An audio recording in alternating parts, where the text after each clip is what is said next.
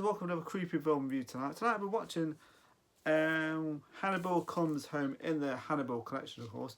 I reviewed the other films a while back, then now I'm reviewing the other films that I've not reviewed yet. Really enjoyed this movie. So let's get this review started, shall we? Okay, Annabelle Comes Home is a 2019 American supernatural horror film written and directed by Gary Duberman. Directorial debut from a story by Duberman and James Wan. Also serves as producer, blah blah blah. And the sixth installment of the Conjuring Universe franchise. The film stars McKenna Grace, Madison Eisman and Katie Saroff, along with Vera Farmiga and Patrick Wilson, who reprise the roles as Ed and Lorraine Warren. Budget of 23. Oh, it did pretty well. Budget of 32 million. 106 minutes. Made box office of 231.3 million. So it did pretty well actually. The film did. It made money back.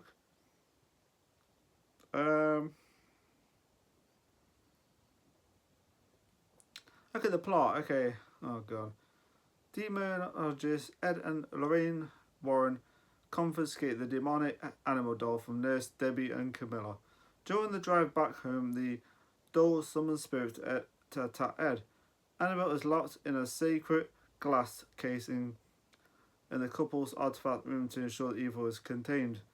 Sometime later, the Warrens welcome Mary Ellen, who will...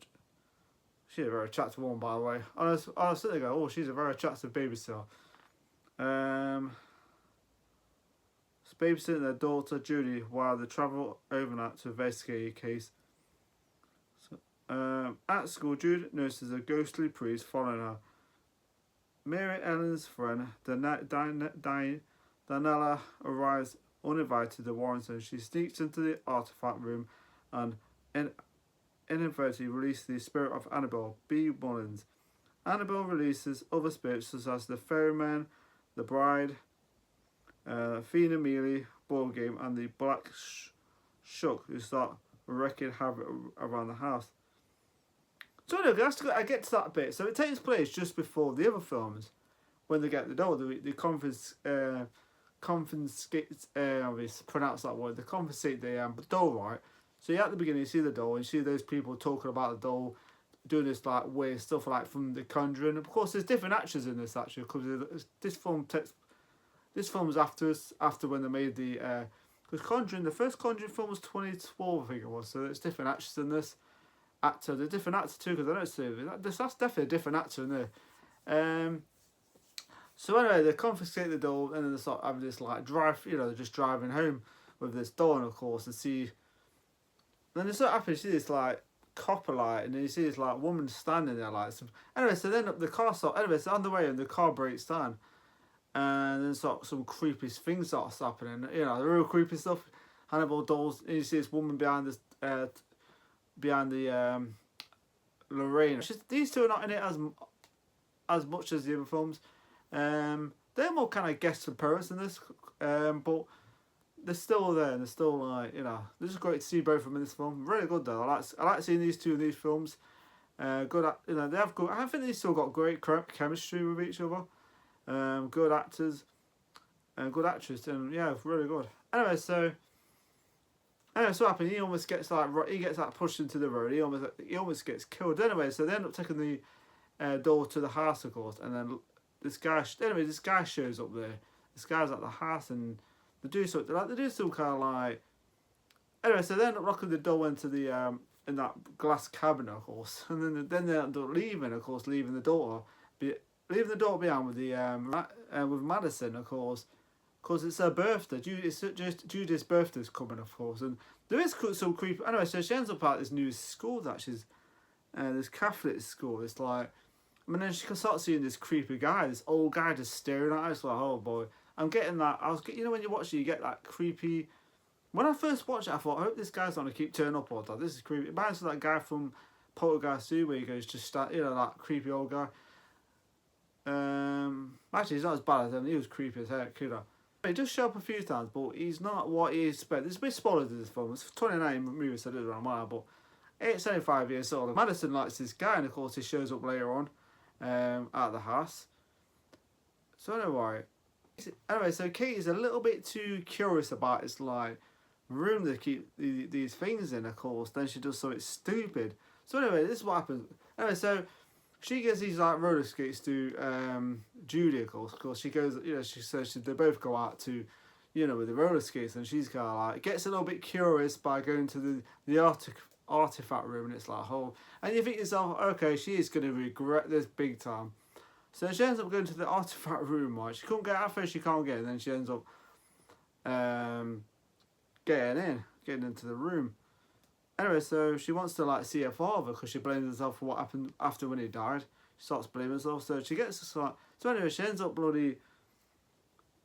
The Annabelle doll ends up like crashing against the glass, and she ends up opening it. And next minute, that's when things start to go pear shaped and haywire in this movie, and it's like, and you think to yourself, she ends up locking it back up, but it's not shut. And yeah, so it gets really creepy. But anyway, creepy things are happening, like doors, something that this little girl knocking on this, you know. So there's a part of the film where the door starts like bang, you know, like when the door starts banging and they open the doors like shit. The young babysitter, the babysitter opens the door next to me. This girl's just standing there, bloody and then she just like vanishes. It's like holy shit. And then that's when things start to go crazy in this movie. So yeah. I like the part in the film where the guy shows up later on and he starts playing the guitar. He starts playing the guitar. He actually sings it pretty well. It's not a catchy tune that usually in the an old song starts singing, of course. But this part was pretty cool actually. This next bit is like Hellhound turns up, this werewolf. I admit the only problem with this film is that part's not the scariest part in this movie. It feels more like Underworld, the Hellhound. It looks like from Underworld with the werewolf. And it's not quite as scary. But it's still cool though. The effects are good in this movie. They're not too bad, the effects. But yeah, that's the only thing about it. This part of the film that isn't the most scariest part, but it's kind of funny at the same time. It does have a kind of like... The film does have a good sense of humour. This joke about this guy, and it's like... This pizza guy shows up and he says something about his balls and stuff. It's quite funny actually. It does have a bit of a sense of humour in it. So anyway,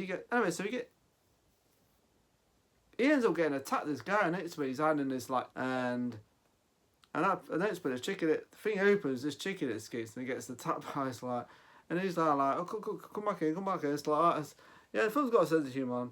Sometimes you think it's not quite as scary when they're outside and it's got this wolf. I don't know why, it's just not quite as effective. But when they're inside, it's creepy. It's got real good atmosphere inside, especially when the ferryman turns up. That's pretty creepy. Where she's walking through this like dark, corridors and rooms and stuff like that. Next minute, he's like people. These like coins in their eyes, just standing there. It's creepy. That scene was creepy. Or the creepy woman, the creepy bride. That was creepy. It kind of had that inkling of the nun a little bit, but the nun to me is way more scary. But it's still pretty creepy though when she's like, you see this like woman in this white dress. And she's like, the pictures are dropping and the crucifix is going upside down. And next minute she's got this knife trying to attack the girl, Judy and stuff like that. She's, of course, look at it, she's got this cross. But yeah, that scene was pretty effectively creepy. So anyway, the thing is, character, Danielle, Katie leaves and she comes back because she's got the keys in her pocket. And of course, she does the wrong thing by going back into that room. Because the door opens and you think to yourself, okay, the door's open, you still go back in. I'd be like, getting the hell out of there. Just throw the keys and just get the hell out. I would have done that, sod that. She ends up going to the damn room and she ends up bloody getting trapped in there. And it's got this TV that it does certain things where it seems like what you're gonna do next, which is kind of eerie and creeper. And the part where her dad shows up later on, oh my word, her dad shows up because she finds this locket, and she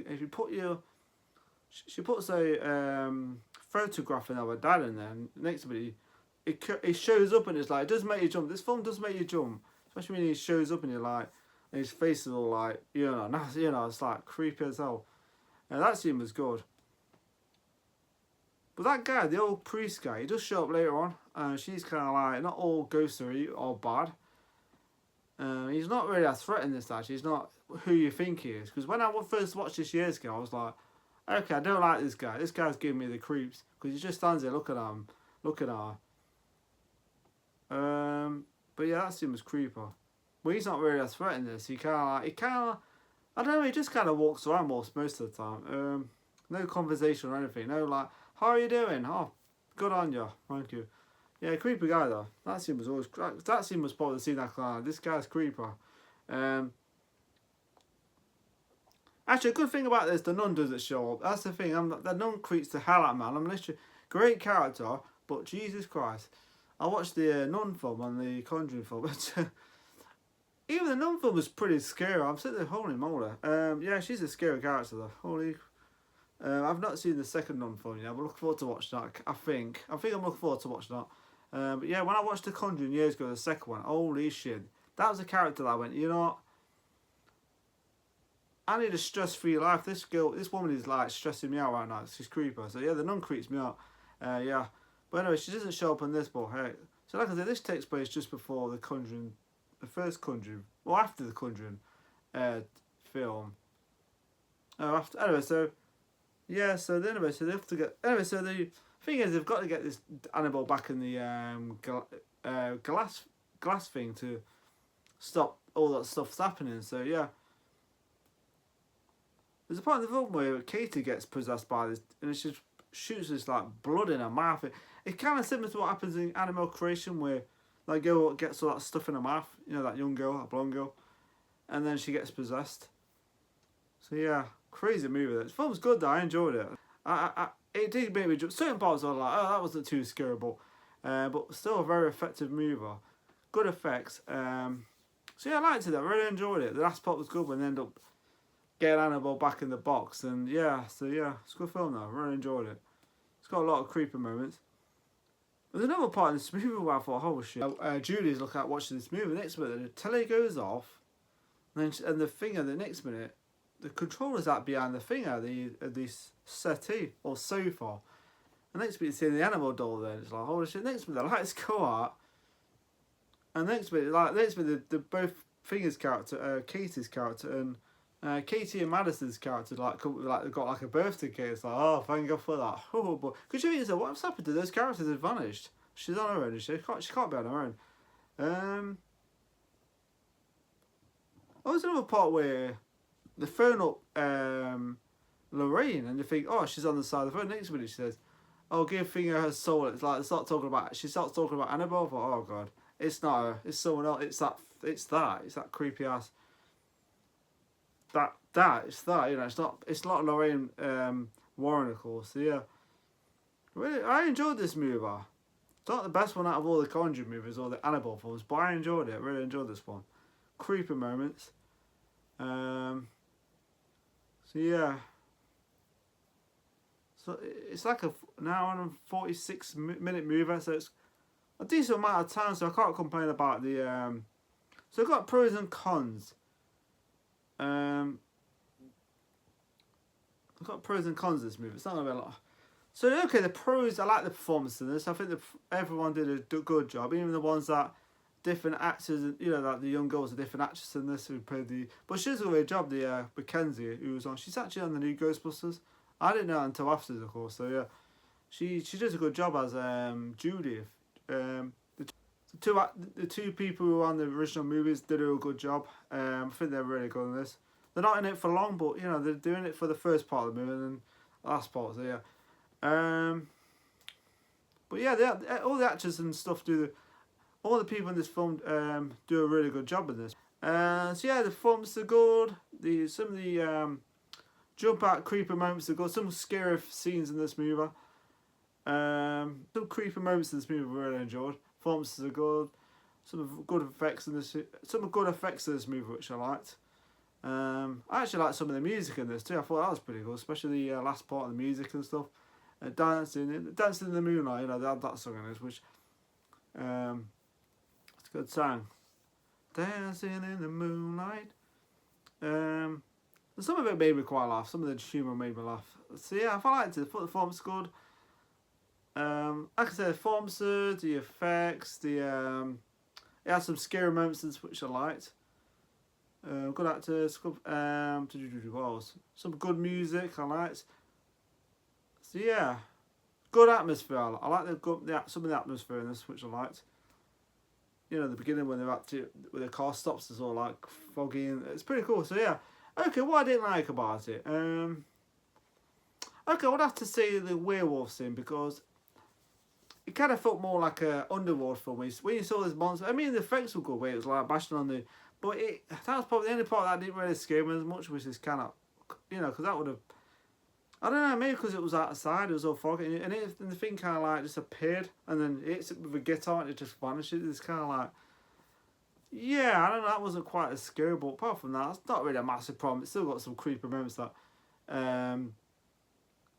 so yeah, outnumbers that one scene. But I didn't have a problem with it, and I still liked it though. It's pretty cool. It's just not the most strongest, scariest part in the movie, which I thought was a bit of a bummer.